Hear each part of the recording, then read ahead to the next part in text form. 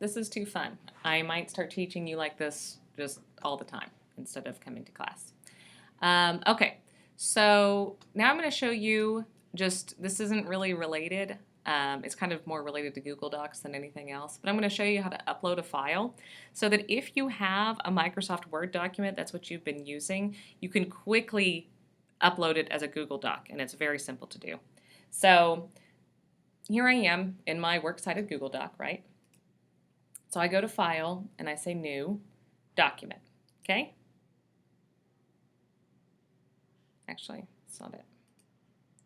Let's try it again. File.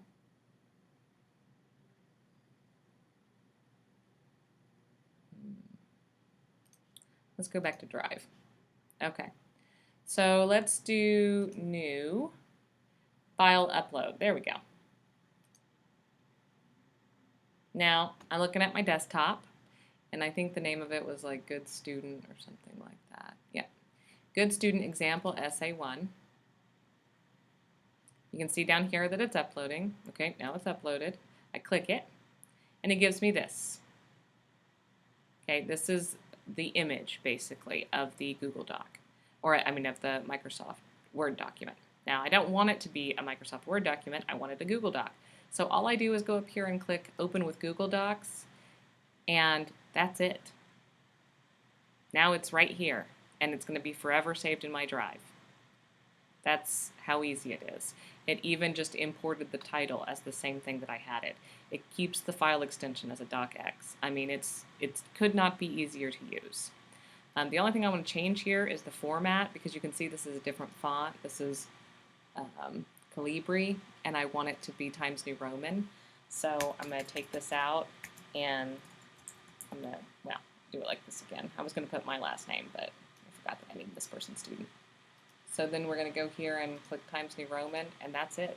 Now it's the same format, okay? So I was going to talk to you about parenthetical citations. Let's pretend that this is not going to be Friedan. Let's say this quote here, let's just pretend that it came from, stop it, I don't like this. I gotta change this. Click out, maybe it'll. Sometimes it'll do weird formatting shit. Okay. All right. So we're going to pretend that this is Kimmel, that this quote here came from Kimmel. So we're going to say Kimmel, and then obviously the pages on Kimmel don't run from 1 to whatever. They run from 608 to 617. So let's say it was, you would obviously check. So let's say it's 609. Does that make sense? If it's Proofrock, it also, the pages don't run from 1 to whatever. Here's 11, here's 12, here's 13, 14, 15. Now, if some of the page numbers aren't on the documents, so let's go back to course readings and let's try to find one where they're not.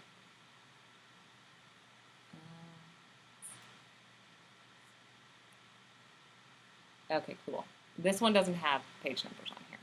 So you'd have to count. So if your quote is coming from, this page, that's going to be page 3. I just counted. Does that make sense? So if it has the page numbers on there, you'll use that page number, whatever the page number is that the quote comes from. But if it doesn't have page numbers on there, then you're going to have to do it yourself. So look at this one. Just 1 page long. Go down to the red convertible.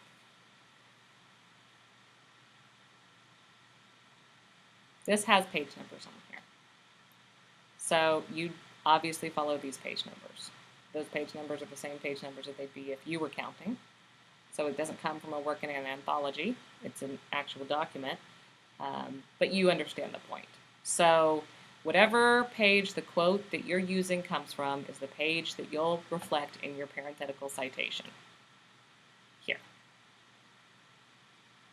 Now, when you make a parenthetical citation, it's important to see where it goes. It goes at the end of the quote. Okay, here is the quote. The quote is closed. Here is this, and then it's set off by a period. Now, most of your quotes are not going to end with a question mark. Most of them are going to end with a period, okay? So when that is true, it should look like this. You would leave off that end punctuation and put it here, after the parentheses. So here's your quote, and here is your end punctuation. Instead of putting it here, put it here. These always come at the very end. The only time that you can include the punctuation are actually these two types, which was a question mark or an exclamation point, because they're both kind of crucial to the meaning of the quote or the meaning of the line or the phrase or whatever it is. So that's why you keep it. For the ones that end with a period, you just take that off and put it at the end of the quotation. You see how that's done here? There is no punctuation here.